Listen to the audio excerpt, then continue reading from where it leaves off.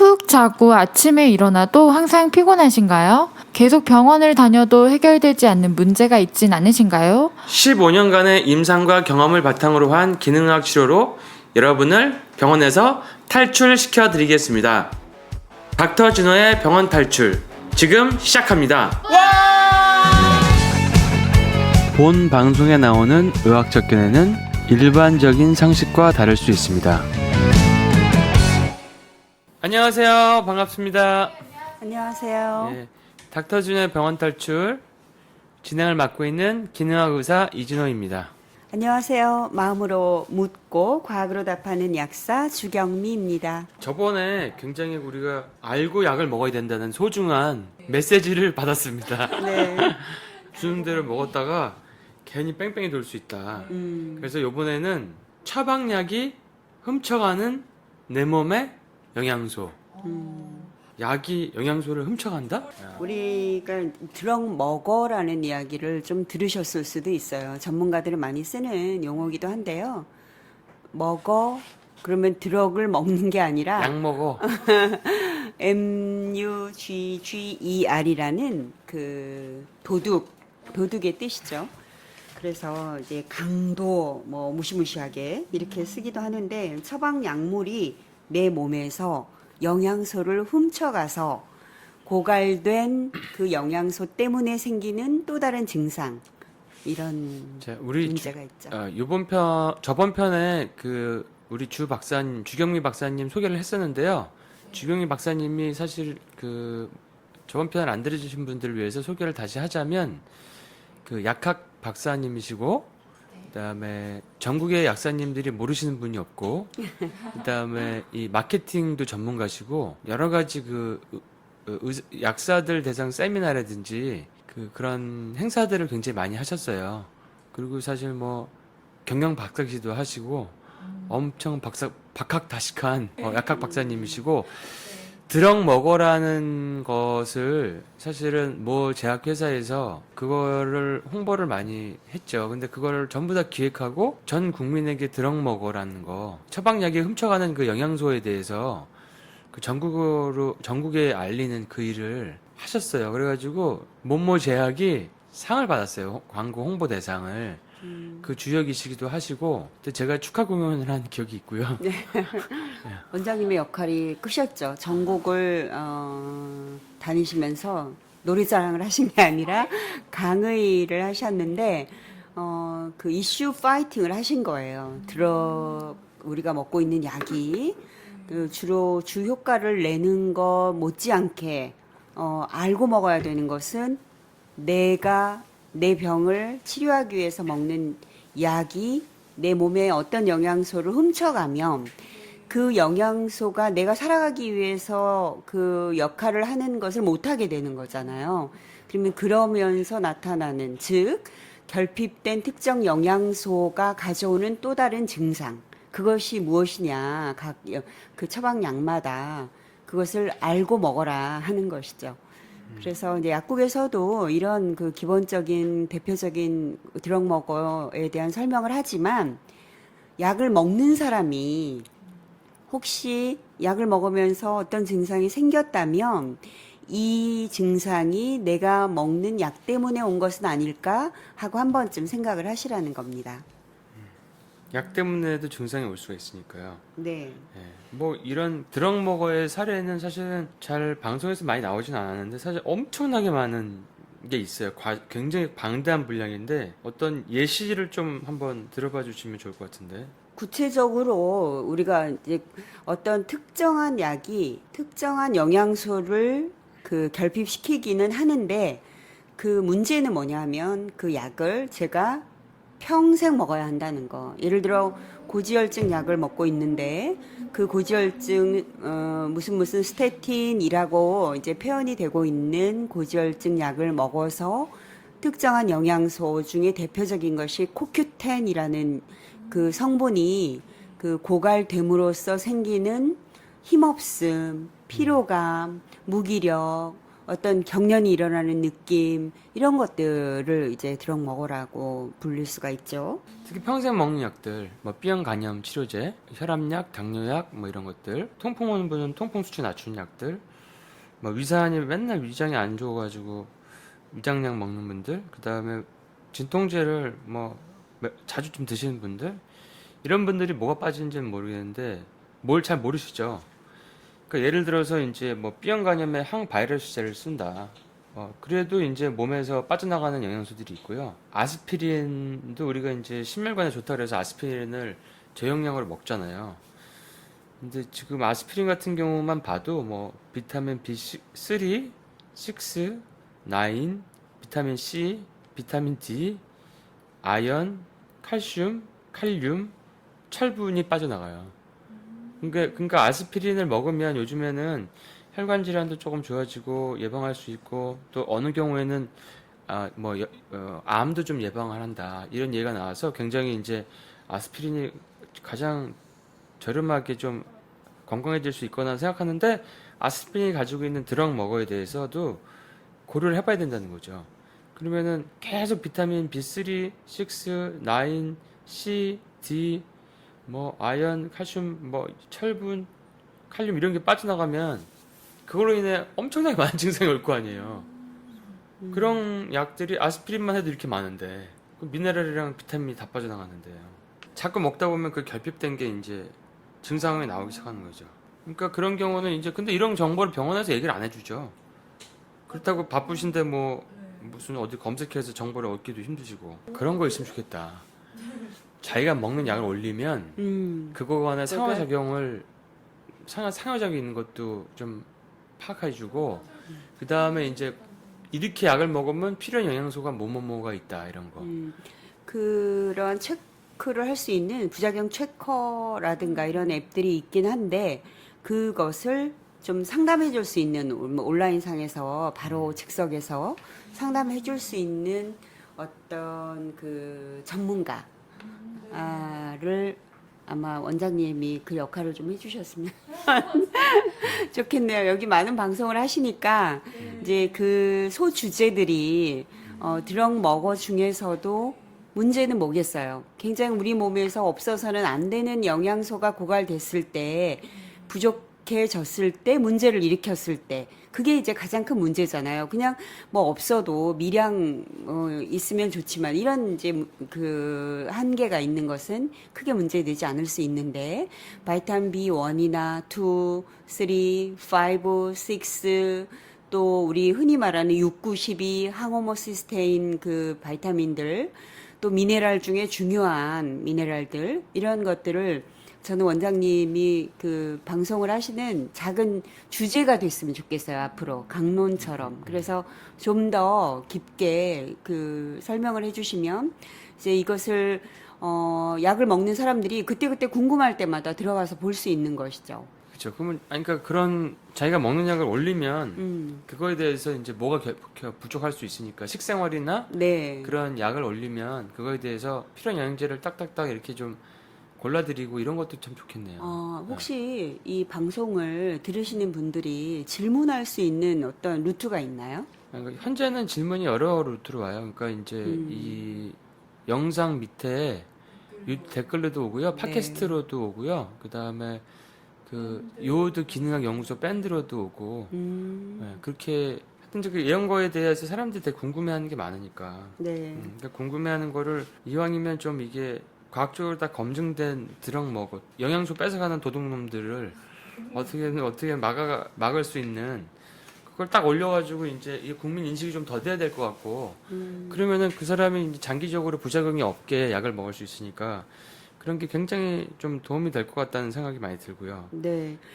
저는 오늘 이제 그 드럭 먹어에 대한 주제하고 조금 그 비껴날 수는 있는데 지금 건강기능식품을 우리가 어디서나 살 수 있잖아요. 특히나 그 이 판매하시는 분들이 이제 공부를 하고 판매하시는 경우도 물론 있겠지만 약을 먹고 있는데 그 약과 제가 먹는 약과 또 먹고 있는 혹은 지금 사려고 하는 건강기능식품이 상호작용이 있는 경우가 굉장히 많아요. 저는 원장님이 건강기능식품을 우리 제가 보내는 환자 또 뭐 제 지인들에게 주실 때 당신이 먹고 있는 약이 무엇이냐 먼저 물어보시고 어떤 상호작용이 있는지 없는지를 이제 검토하시는 거를 저는 알고 있지만, 예를 들어 우리 폴리코사놀을 요즘에 많이 먹거든요.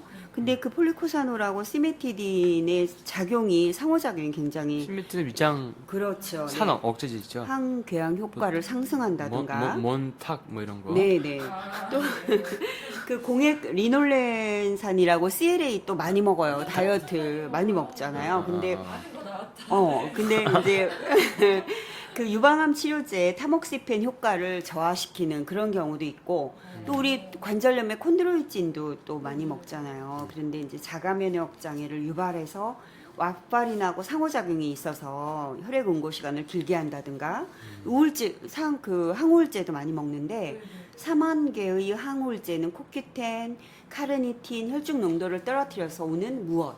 그래서 나 이거 우울해서 먹는데 왜 또 기운이 없어요? 뭐 카르니틴이 부족해서 오는 뭐 심장에 대한 어떤 작용 왜 생겼어요? 이런 것들 구체적으로 내가 먹는 것 때문에 이렇게 왔어요라고 묻지 않는다는 거죠. 또 왜 이런 증상이 왔을까 하고 물어봤을 때 이것을 좀 더 자세히 말해 줄 수 있는 의사 선생님들 또는 이제 약사님들이 바로 옆에 단골 주치의, 단골 약국이 계시면 괜찮은데 그렇지 않은 경우에 걱정이 될 때가 있죠. 아니 항우울제 우리가 뭐 여러 가지 쓰잖아요. 무슨 뭐 졸로푸트, 뭐 프로작, 팍실 이런 거 쓰면은 이제 그런 것들이 코엔자임 Q10을 좀 떨어뜨리고 뭐 칼슘, 마그네슘, 뭐 그다음에 뭐 이노시톨, 무슨 비타민 B2 이런 것도 결핍시키고, 네. 그다음에 또 이제 거꾸로 항우울제를 먹으면 좀 이상한 게 또 멜라토닌도 떨어진다고 나와 있어요. 네. 그러니까 세로토닌이 사실 멜라토닌을 그렇죠. 그러니까 우리가 보통 그 멜라토닌을 만드는 성분들에 대한 영양소를 주면 그 결핍되는 건 없는데 그 SSRI 그 항우울제를 주면 멜라토닌도 떨어져. 그러니까 그게 좀 아이러니하죠. 뭐 그런 것도 있고, 그런 우울증 약도 오래 먹으면 그런 게 좀 있다. 특히 이제 뭐 우리가 그걸 뭐라 그러죠? 트리사이클릭 항우울제를 한국말로 3만 개. 3만 개라 그러죠. 네. 3만 개 그런 거.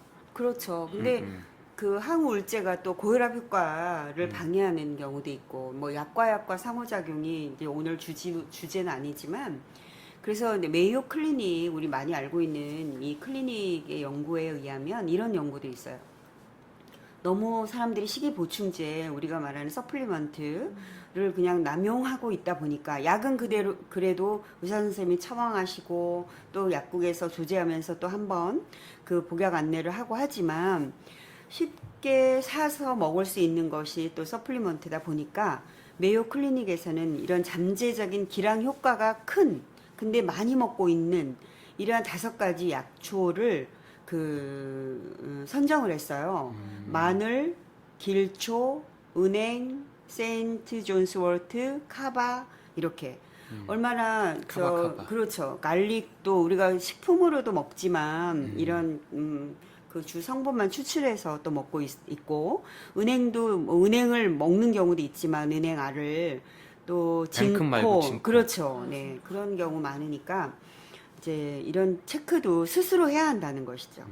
약물 상호작용이 왜 일어나는 거고, 그런 아까 뭐 마늘, 은행, 뭐 이런 카바카바, 성유한풀 뭐 이런 것들 지난 우리가 시간에 말씀을 이제 조금 드리고 시작을 했었는데, 우리 약물은 약도 물질이잖아요. 그런데 이펙트와 독성을 함께 이렇게 가지고 있어서 약을 우리가 먹었을 때는 흡수돼서 대사되고 분포되고 배설하는 이런 과정을 다 거치거든요. 그러니까 약이 대사되고 해독하는 과정에 관여하는 어떤 효소가 있어요. 조금 어려울 수 있는데 사이토크롬 P 여러 가지 계열들인데, 대표적인 약물 대사 효소가 사이토크롬 P3A4라는 이 대사 효소의 군이 있어요. 그런데 이 대사 효소가 일반 약이나 어떤 약초나 비타민 보충제들과 이 상호작용이 있는 것이죠. 그러니까 이제 더 많은 효소가 어떤 식품에 의해서 생성이 되면 그 약물이 지나치게 빨리 대사가 되거나 그런 경우에는 이제 약물 효과가 떨어지겠죠. 반대로 효소가 생산이 덜 되면 약물이 축적이 되겠죠. 그래서 이제 독성을 유발하는 그런 수준이 되고요. 그런데 물론 이러한 약물 대사 효소는 종족이나 성별, 연령 이렇게 여러 그 사람들마다 다르게 나타나기 때문에 유필라님이 이랑 저랑 똑같은 약을 먹어도 저는 부작용이 심하게 나타나는데 유필라님은 안 나타날 수도 있고 또 저는 드럭 먹어에 의한 어떤 증상이 있잖아요. 똑같은 약을 먹고 있는데 그 약이 고갈시키는 영양소가 심하게 고갈이 되는 경우도 있지만 또 다른 분은 그다지 그게 괜찮을 수도 있고 또 느끼는 증상도 주관적인 것도 있기 때문에 그렇죠. 그래서 본인의 어떤 상태를 아주 컨디션을 이렇게 체크하듯이 잘 봐야 한다는 거죠. 특히 약이 바뀌었을 때, 또 약이 더해졌을 때. 저기 보면 이제 항생제 같은 거 오래 드시는 분들. 아, 근데 항생제는 그냥 폭탄이에요. 그냥 비타민, 뭐 미네랄 다 빠져나가요, 그냥. 근데 그게 꼭 필요할 때는 있는데 또 너무 오래 먹게 되면 너무 그냥 영양 다 뺏어간다고 보면 돼. 거의 모든 영양. 그렇죠. 근데 지금 원장님 말씀하신 것을 조금 더 확장해서 생각해 보면 그 내 몸에 있는 영양소도 뺏어가지만 내가 먹고 있는 영양제 그러니까 유필라님과 저랑 똑같은 영양제를 먹고 있는데 유필라님한테는 더 양이 많이 필요할 때가 있는 거죠. 예를 들면은 우리가 둘 다 변비이기 때문에 차전자 피가들은 변비약을 먹고 있어요. 그럴 때는 그 어떤 영양제를 먹을 때 2시간 간격을 지키라고 하거든요. 왜냐하면 차전자 피의 변비약이 우리 영양제 흡수를 굉장히 방해하는 거예요. 그래서 그런 이제 약을 사러 가셨을 때 그냥 뭐 변비약 주세요 라고 하지만 그것의 성분이 무엇인가 또 내가 먹고 있는 영양제와 같이 먹을 수도 있거든요. 또 번거로우니까 한 번에 먹으려고 굉장히 중요한 거죠. 그리고 이제 그 뭐 타이레놀 같은 거 오래 먹으면 타이레놀을 습관적으로 먹는 타이레놀을 콩알처럼 드시는 분들도 계시고 근데 타이레놀은 제일 큰 부작용이 이제 간 해독이 안 되는 거니까. 네. 그래서 이제 사실 뭐 간염이 있으시거나 간이 안 좋거나 이런 뭐 쓸개 담낭 질환 있고 이런 분들은 사실 또 술 많이 드시고 이런 분들은 타이레놀을 안 드시는 게 좋아요. 차라리 다른 종류의 진통 효과를 보려면 다른 걸 드시는 게 좋고. 통증을 없애는 이제 이 진통제의 함량도 또 어떤 그 기전에 의해서 이런 효과를 나타내는가 또 내가 복용하는 횟수, 용량 이러한 것들을 잘 알고 있어야 되고 그 상황을 또 의사 선생님한테도 잘 그 말씀을 드려야 하는 거죠. 왜냐하면 그 진통제하고 함께 처방해서는 안 되는 것, 또 진통제가 그 훔쳐가는 영양소들 이런 것들은 그 어떤 영양 성분을 더 먹어라 하는 이야기를 하시고 또 언젠가 원장님이 그런 말씀을 하셨잖아요. 지금 하루 필요량, 하루 영양소에 있어서 하루 필요량은 크게 중요하지 않다. 어떤 사람들은 10배를 먹어야 되는 경우도 있고 그 영양 특정 성분을 왜냐하면 앞에 지금 우리가 이야기하고 있는 드럭 먹어라는 것 또는 상호작용에 의한 것들 때문이죠. 그래서 이렇게 볼 때는 또 이제 내가 생활 습관이 어떠냐는 거죠. 담배를 많이 피는 분들은 비타민 C를 한 갭이 필 때마다 30mg이 소모된답니다. 그러면 우리 같이 담배를 피지 않는 사람이 먹어야 되는 비타민 C의 용량과 또 담배를 하루에 뭐 수도 없이 피는 분들이 필요로 하는 양은 다른 거죠. 그리고 그냥 커피나 홍차를 그냥 습관적으로 먹는데 너무 많이 먹어요. 과음을 하는 경우가 있잖아요. 그러면 어떤 미네랄들이 그 고갈되는지가 나와 있는데 그러한 경우는 그 미네랄을 더 많이 복용을 해야 하는 것이죠. 그러니까 커피를 하루에 2잔 뭐 이상 먹는다. 그러면 그래서 비타민 B 1, 2, 3, 5, 6 그다음에 B12, 비타민 C 뭐 이런 게들이 빠져나가니까. 그래서 영양제를 꼭 먹는 거예요. 그렇죠, 그렇죠. 꼭 먹는 거예요. 그리고 그 우리가 어떤 처방약에 의해서만 고갈되는 게 아니라 이제 우리 스트레스를 유난히 많이 받았어요. 스트레스 엄청 중요하죠. 그러면은 부신, 갑상선 여기 직접적인 또 영향을 주니까 그때는 코티솔하고 아드레날린, 티록신 이런 것들이 전부 불균형이 오거든요. 특히 원장님이 강조하시는 갑상선의 요드. 그러면 이제 요드 양이 왜 이렇게 많이 느는가? 그럼 이런 또 질문을 많이 하죠. 저는 뭐 미역도 많이 먹고요, 뭐 톳도 많이 먹고 요드 들어있는 해산물 많이 먹는데 왜 또 요드 먹으라고 하느냐고. 아니면 막상 그 검사를 했는데 요드가 굉장히 낮게 나왔어요. 그러면은 의아해할 수가 있는데 그때는 생활 습관이 어떤가, 또 어떤 그 식품 중에 요드를 뭐 고갈시키는 무엇을 먹고 있지는 않은가, 이런 것들을 봐야 하는 거죠. 그런 것들이 굉장히 많죠. 그러니까 얘기하면 끝이 없어요. 우리가 보통 그게 그 타이레놀 말고 여성들이 많이 먹는 진통제가 이지. 네, 이부프로펜. 결국 그게 이제 브루펜도 그 똑같은 성분이고 네. 그 NSAID잖아요, NSAID. 네. 그러니까 넌 스테로이달 안티 인플라메토리 드러그인데 빠지는 게 엄청 많죠. 뭐 엽산 빠지고, 뭐 아연 빠지고, 철분 빠지고, 멜라토닌 떨어지고. 그러니까 임신 준비할 때 뭐 가끔 진통제 먹고 그러면은 영양소들 결핍 오고, 피임약 같은 거, 피임약 되게 오래 먹는 분들이 꽤 많으시더라고. 피임약은 이제 에너지 대사에 되게 중요한 B2, 그다음에 성격이 좋아지는 B6, 머리도 좋아지고 당 대사도 단 것도 덜 땡기고 마음이 편해지는 그 이노시톨, 그다음에 또 근육이 이제 몸의 모든 대사에 중요하고 사람의 성격도 좋아지고 근육 통도 완화시키는 마그네슘, 뭐 이런 것들이 다 이 피임약으로 빠져나가거든요. 우리가 몸을 하나하나 그냥 눈에 이상이 있다고 눈만 보고, 다리가 붓는다고 다리를 보고, 이런 것보다 이제 전인적인 어떤 그 전신을 보자는 거죠. 그래서 어떤 문제가 생겼을 때 이 문제가 이 부분이 장기의 어떤 그 부분의 문제만인가, 이 어떤 다른 큰 우리가 신체의 전반적인 것을 함께 볼 수 있는 그런 어렵죠. 이것을 일반인이 이렇게 보신다는 건. 그래서 우리가 단골 주치의, 뭐 단골 약사님 이렇게 두시고, 그렇죠. 굉장히 유필라님도 원장님을 알면서 이런 전반적인 거를 다 상의를 드렸잖아요. 그래서 이게 해결을 하실 수 있었는지도 몰라요.